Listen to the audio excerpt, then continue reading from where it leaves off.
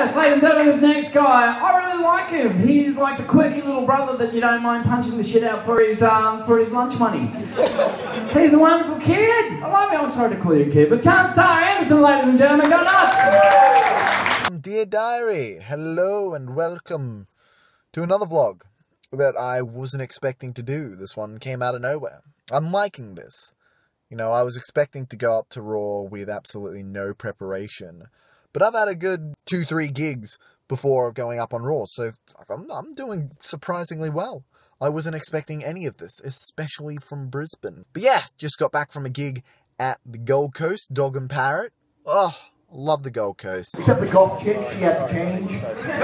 No one liked the goth chick. Like I said last time, it's just something about Gold Coast crowds where they actually want to listen to the comedy. They want to be there.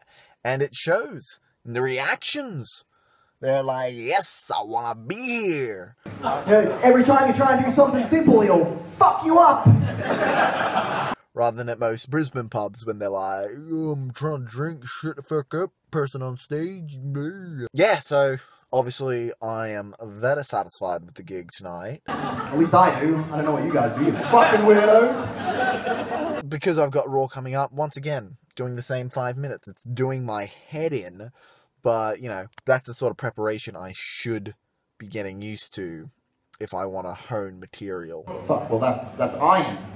I have that unfortunate ADD thing where I don't like doing the same set twice, let alone 4, 5, 6 times in a row. It's like the one time my ADD stopped me from doing something stupid. I know my next gig should be coming up in a Logan Room. It's another comedy competition, not Raw. It's this like tournament thing going on. So I won't be doing my Raw set for that. Because it's another competition. I don't want to do the same competition twice. No, I got to do something different. Something I haven't prepared at all, I've realised. I don't know if you realise so far, but I'm a pretty big fuckwit. Proud of it. I'll be the first to say it. But yeah, in regards to the set I did tonight, like last time, it's a 7-minute set. Outside of Brisbane, they generally have 5 to 7 minutes rather than a tight 5. So, had a good 5 to 7 minutes. I did the same thing, 5 minutes worth of the material I'm doing for Raw. I was in Centrelink the other day, and 2 minutes of topical material. Last time it was Australia Day. This time it was the election. Well, exciting time this week. Who went to the election? Oh, the election! Woo! Fun times. You all did it. Had to. It's fucking law. We had the election, so I had all my election jokes, which I wrote about 2 years ago. For the federal election, we had a candidate called Robbo da Yobbo. I haven't done it since because it's specifically topical. I can't do it any other time of year except for when an election rolls around. And hey, an election rolled around, so I brought it out and it all went really fucking well. I mean, they were peddling that shit when I was in primary school. I'm pretty sure this particular set, because I was on the Gold Coast last election 2 years ago, a lot of election comedy at the Gold Coast for some reason. I actually couldn't remember most of the election stuff, so I had to like look through all my old sets, listening to them, trying to find the right Gold Coast set where I did the election jokes. So that was a fun little excursion into my past. I went to my primary school recently, and I had a sip from the water bubbler, and the first thing I noticed was that was still warm. But yeah, all the election stuff went pretty well. I also added one joke that I wrote today, just because I figured, fuck it, I've got 7 minutes, why not? And that went down really well. First time on mine was pulling a cucumber out of a vagina. You're welcome. We've got history tonight. The one thing I am disappointed in, and it's got nothing to do with the set, it's just circumstantial, what I was wearing. Now, this is going to sound really fucking stupid, but when you're doing stand-up comedy, it's good to have a signature look. Something that people can recognize you by. I won't always be recognized as the lispy, high-pitched weirdo. So what I did initially was I'd always wear my black leather jacket. No matter what the set, I always wore my black leather jacket. It ended up evolving just into black jackets because I've got a lot of black jackets. It's only because it's Australia when it's hot that I start busting out vests, which I've been doing in the last few vlogs, as you can see. Not wearing black jackets, just wearing a vest. It's because it was hot. Unfortunately, can't make the transvestite act my signature thing, because I don't do it every time I do comedy, which is why whenever I do a transvestite thing, I'm generally wearing a black jacket on top. just so they always have that frame of reference of like, the guy in the black jacket. And I've been recognized as the guy in the black jacket before. Yeah, that's what I think.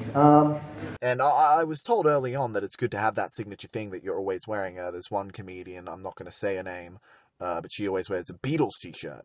Every time she's on, she always wears a Beatles t-shirt. And it's just a good way to get into people's heads. Tonight, I didn't have a jacket, didn't have a dress, didn't have a vest. I had nothing. I know you guys can probably tell just by looking at me. I haven't exactly made it subtle. I love Scrabble. I just had a t-shirt with a funny thing on it. And it's not my fault. My car's fucked at the moment, and my jacket is in the car, in the mechanics. So I just didn't have my jacket. Didn't think of it. I didn't think I'd be doing this gig today. I found out yesterday. It's not my fault. Stop judging me. Yeah, but, you guys can probably tell already by looking at me. I love art. Other than my clothing problems. Yeah, no, really good set. I love the Gold Coast. They're always up for it. The MC was great with working with the audience. Al Gibson.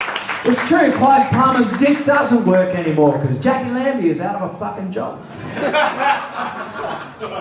I've seen him since I first started. It was one of the first open micers I saw, and seeing him do MC work is just so fucking good. The headliner, Joel Bryant, is one of the nicest guys in the Brisbane circuit. He's so supportive, and it's great because it's so contrast to his on-stage persona, because he's always yelling. Well, not always yelling, but he's got a very yelly persona. It doesn't outweigh the material. He's got a great balance. It's really good to see these things where they've got the balance of stage persona, clever material. Don't want either one to outweigh the other. So yeah, something I should probably work on with my whoobity-doos and my doobly-doos and the weird shit I do with my hands. I don't know about you guys, but every second week, there's just people from war-torn schools coming into our school. And we're like, we don't want you here, so we'd shove them in detention. But yeah, that's all I wanted to say. I will see you most likely next time, right before Raw. I've got the Logan Comedy Tournament, so I'll be doing that, and then it'll be Raw.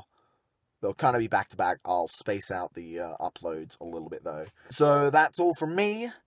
Thank you very much. Like the thing. Subscribe, probably. I don't know. Gotta sleep. I'll see you around.